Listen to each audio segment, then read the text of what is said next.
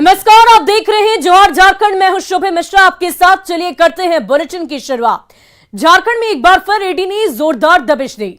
पंकज मिश्र को clean chit और सहूलियत देने के मामले में दूसरे समन पर बिरसा मुंडा सेंट्रल जेल के अधीक्षक हामिद अख्तर ईडी दफ्तर में हाजिर हुए तो ईडी के दबाव में रिम्स के पेइंग वार्ड में आराम फरमा रहे पंकज मिश्र को जबरन सीआईपी शिफ्ट किया गया, जबकि रिम्स का मेडिकल बोर्ड 5 दिन पहले ही पंकज मिश्र को डिस्चार्ज कर चुका था।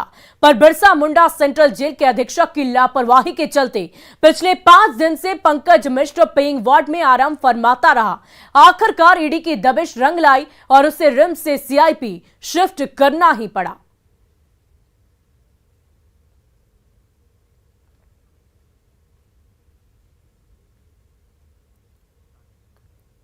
वहीं राज्य में बिरसा मुंडा सेंट्रल जेल के सुप्रिंटेंडेंट हामिद अख्तर से पिछले कई घंटे से ईडी की पूछताछ चल रही है। केंद्रीय जांच एजेंसी के दूसरे समन पर सुप्रिंटेंडेंट हामिद अख्तर आज सुबह करीब 11 बजे ईडी दफ्तर पहुंचे और इसके साथ ही उनसे पूछताछ शुरू हो गई। इस दौरान उनसे मनी लॉन्ड्रिंग के आरोपी पंकज मिश्र से जुड़े मामले में सवाल जवाब किए गए और यही नहीं, कारोबारी अमित अग्रवाल के गलत एफिडेविट मामले में भी उनसे तीखे सवालों का सामना उन्हें करना पड़ा।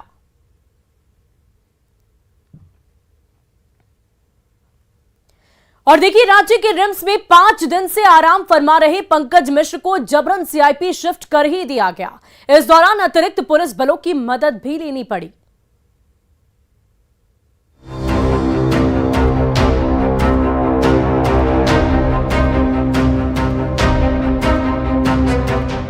मनी लॉन्ड्रिंग और अवैध खनन के आरोपी पंकज मिश्र को आखिरकार रिम्स से सीआईपी शिफ्ट कर ही दिया गया। रिम्स के मेडिकल बोर्ड ने पिछले 30 नवंबर को ही मिश्र को डिस्चार्ज कर दिया था, पर बिरसा मुंडा जेल प्रबंधन ने उन्हें रिम्स से सीआईपी भेजने में आनाकानी की थी और इसी वजह से 30 नवंबर को डिस्चार्ज होने के बावजूद वो अगले 5 दिन तक रिम्स के पेइंग वार्ड में जमे रहे। पर दबाव बढ़ा तो पुलिस फोर्स उन्हें जबरन रिम्स से सीआईपी ले गई। पंकज मिश्रा जो पिछले कई महीनों से रिम्स के पेइंग वार्ड स्थित A19 में मौजूद थे, यहाँ उनका इलाज चल रहा था। बिरसा केंद्रीय कारागार से उन्हें यहाँ लेकर आया गया था क्योंकि उन्हें पैनक्रियाज की समस्या थी, पेट की गड़बड़ी की समस्या थी, जिसे देखते हुए रिम्स में उनका इलाज चल रहा था। लेकिन अब ये कमरा जो है वो खाली हो चुका है। ईडी ने 19 जुलाई को पंकज मिश्र को गिरफ्तार किया था। रिमांड पर पूछताछ के दौरान पंकज मिश्र ने सीने में दर्द की शिकायत की तो उन्हें रिम्स ले जाया गया। इलाज के दौरान डॉक्टरों को पता चला कि पंकज मिश्र फोर्टविन नामक प्रतिबंधित दवा के आदी रहे हैं। दवा नहीं मिलने पर उनकी बेचैनी बढ़ जाती है और इसके बाद पिछले 30 जुलाई को उन्हें रिम्स के central emergency and trauma centre में एडमिट कराया गया था, जहां उन्हें पेइंग वार्ड के पहले तल्ले के कमरा संख्या A18 में उन्हें रखा गया। पैनक्रियाज में गड़बड़ी की शिकायत पर सर्जरी विभाग में इलाज भी हुआ, पर जब यहां इलाज से ज्यादा राहत नहीं मिली तो रिम्स ने उन्हें सीआईपी शिफ्ट करने की सलाह दी। लंबे समय बाद जेएमएम ने इस मामले में चुप्पी तोड़ी और कहा कि जांच में सारी सच्चाई सामने आ जाएगी। ये तो अभी जांच का विषय है। आरोप तो बहुत सारे लगते हैं, हर एक पर लगते हैं, बहुत सारे लोगों पर जांच लगे हुए हैं, आरोप लगे हुए हैं, इसके बावजूद उनकी जांच नहीं होती और कुछ लोगों को जानबूझकर निशाना भी बनाया जा रहा है। 5 दिन से रिम्स के पेइंग वार्ड में आराम फरमा रहे पंकज मिश्र का इलाज अब सीआईपी के मनोचिकित्सक करेंगे।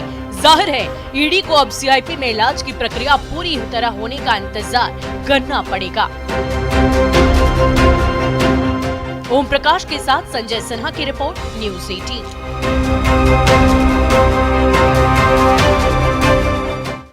और देखिए, झारखंड प्रदेश कांग्रेस के जिला अध्यक्षों की नई लिस्ट जारी होती ही घमासान मच गया है।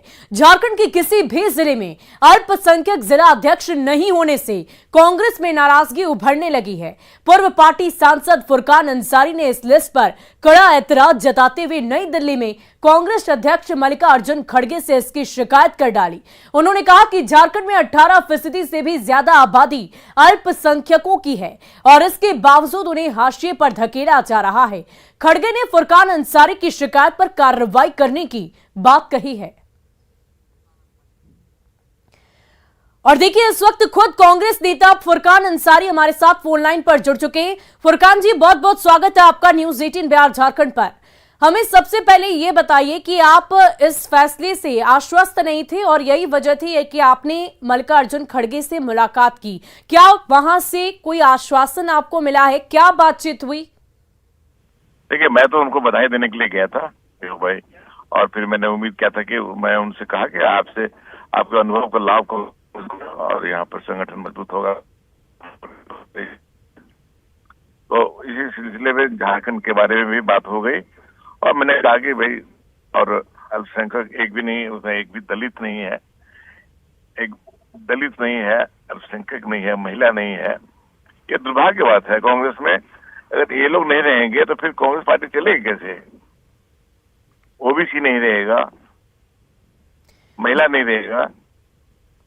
जी फुरकान जी, क्योंकि आपने मुस्लिम, दलित और महिलाओं की बात की है, तो ऐसे में हम ये जानना चाहेंगे कि क्या कांग्रेस ये मानती है कि इन लोगों में से कोई भी ऐसा व्यक्तित्व नहीं, कोई भी ऐसे व्यक्ति वहां पर मौजूद नहीं है जो कांग्रेस में जिला अध्यक्ष का पद संभाल सके? क्या उनमें ये योग्यता नहीं है? नहीं, योग्यता कैसे नहीं? पहले से महिला एडवोकेट, वो मुक्ता मंडल एडवोकेट महिला है, वो तो पहले से अध्यक्ष है। वो दो तीन साल पहले से अध्यक्ष रही है और काम कर रही है वो ठीक से।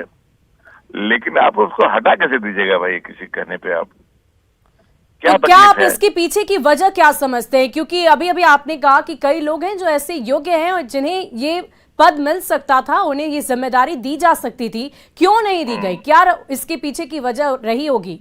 अब ये है कि देखिए, इसके पीछे क्या है ये तो अध्यक्ष जी ने खुद पता लगाएंगे क्या कारण है क्या नहीं है। लेकिन ये जो हुआ है ये गलत हुआ है।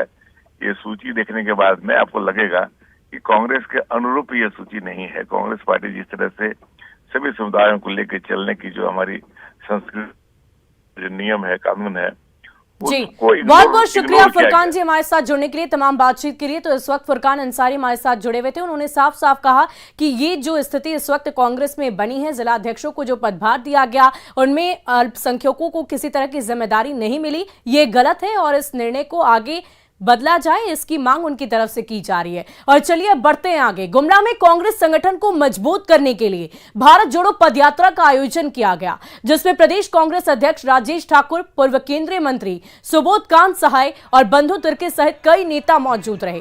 हालांकि इस दौरान कार्यक्रम स्थल पर कार्यकर्ताओं की भीड़ नहीं दिखी। जिला अध्यक्षों की जारी की गई सूची को लेकर भी कांग्रेस कार्यकर्ता निराश नजर आए। सूची में अल्पसंख्यक वर्गों को दरकिनार करने के सवाल पर प्रदेश अध्यक्ष राजेश ठाकुर ने कहा कि इसकी फीडबैक आला कमान को दी गई है।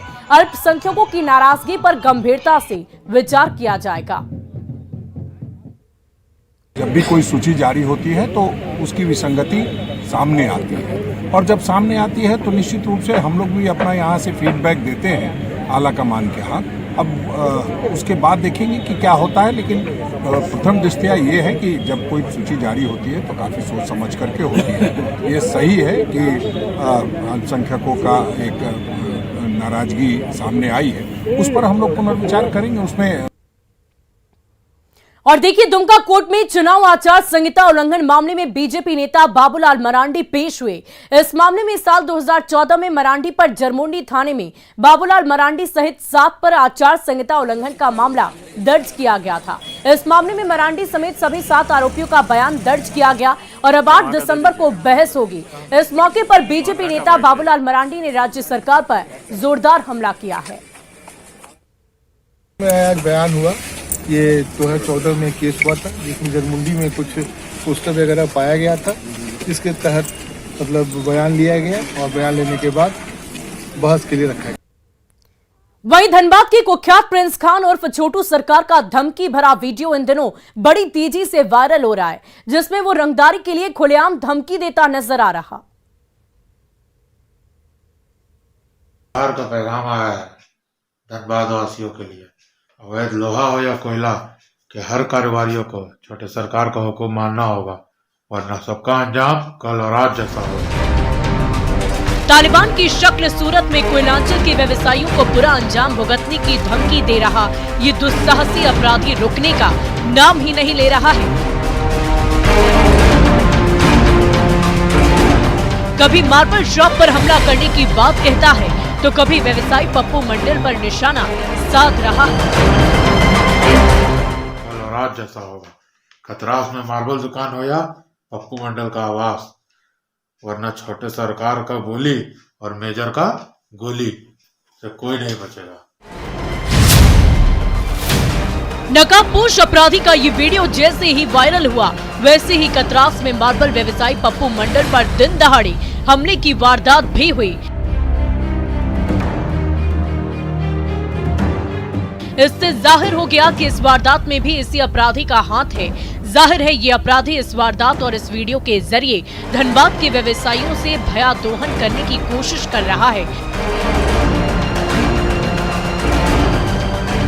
पर धनबाद पुलिस ने इस वीडियो पर अब तक चुप्पी साध रखी है। संजय गुप्ता, न्यूज़ 18 धनबाद।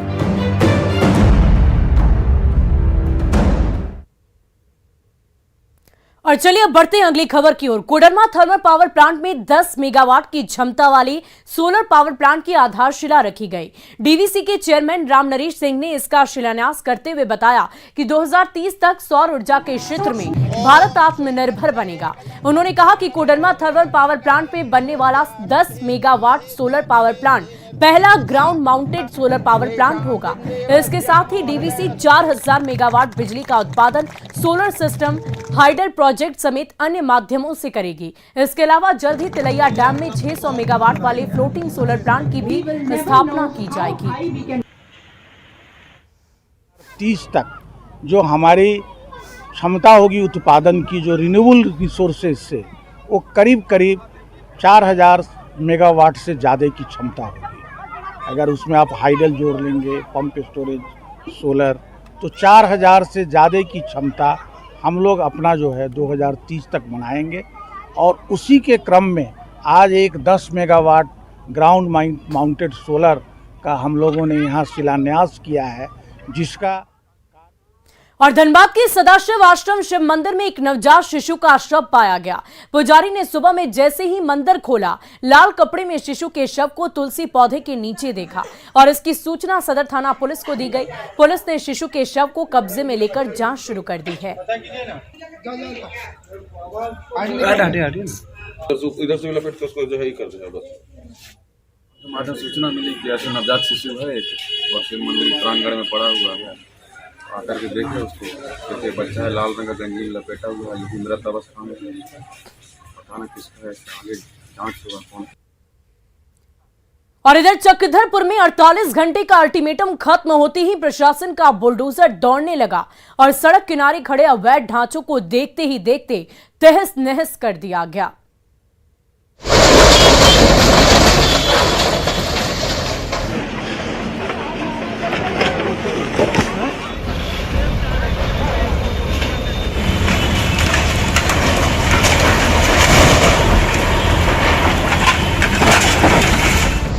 सड़क किनारे खड़े अवैध ढांचों पर तेजी से चलता जेसीबी का पीला पंजा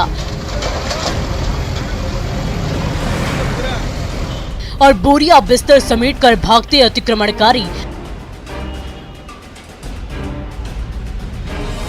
ये नजारा है चक्रधरपुर शहर का, जहां 48 घंटे का अल्टीमेटम पूरा होते ही चक्रधरपुर नगर परिषद का बुलडोजर सड़क किनारे खड़े फुटपाती दुकानों और अवैध इमारतों को तहस नहस करने लगा। यही नहीं, अतिक्रमणकारियों से 1000 से लेकर 5000 रुपए तक का जुर्माना भी ऑन द स्पॉट वसूला गया।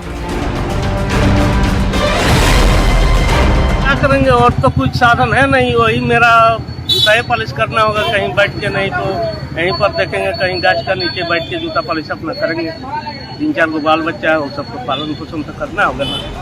अतिक्रमण की मार के चलते चक्रधरपुर की चमचमाती सड़कें इन दिनों सिकुड़कर बेहद संकरी हो गई है।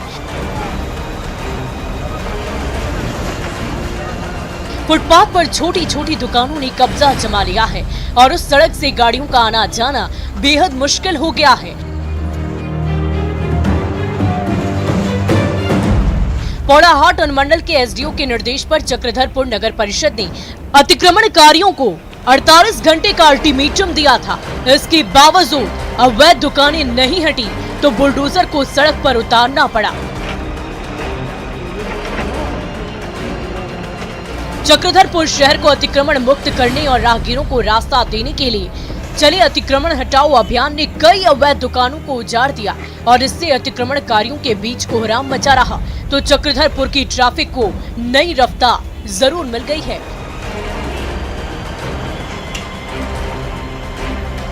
प्रभंजन कुमार, न्यूज़ 18 चक्रधरपुर।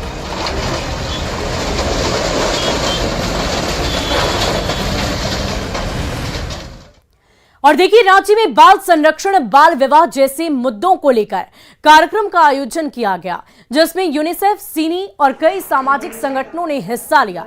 इस अवसर पर महिला और बाल विकास विभाग की निदेशक बी राजेश्वरी ने कहा कि बाल विवाह एक सामाजिक मुद्दा है। इस मामले में जागरूकता बढ़ाने पर बल दिया जा रहा है और ऐसे मामले में CWC और संबंधित NGO को सामने आना ही होगा। इससे सरकार द्वारा संचालित योजनाओं को धरातल पर लागू करने में मदद मिलेगी।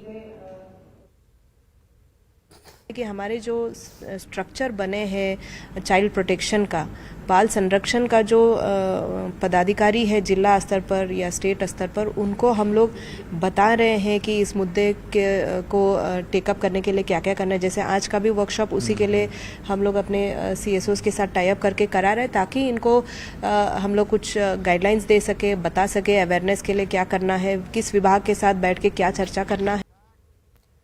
और देखिए, पाकुड़ में शिक्षा व्यवस्था भगवान भरोसे है। जिले के दर्जनों स्कूल सिर्फ एक शिक्षक के भरोसे चल रहे हैं। हिरनपुर प्रखंड के नारगंज प्राथमिक विद्यालय में केवल एक शिक्षिका है। विद्यालय में कुल 65 छात्र छात्राएं हैं। पूरे विद्यालय का जिम्मा एकमात्र महिला शिक्षिका के कंधों पर है। वहीं BO का कहना है कि विभाग इस पर कार्य कर रहा है और जल्द ही शिक्षक की कमी दूर कर ली जाएगी। तो है यहाँ टोटल मेरे यहाँ 65 बच्चा नामांकन है और हम अकेले होने के नाते हमको टोटल काम संभालना पड़ता है। इसमें वाकई शिक्षक की कमी तो है, लेकिन इस पर विभाग काम कर रही है। और हाल ही में वो सचिव महोदय आए हुए थे, उन्होंने बताया कि 25,996 सीटों की बहाली का रास्ता साफ हो गया है।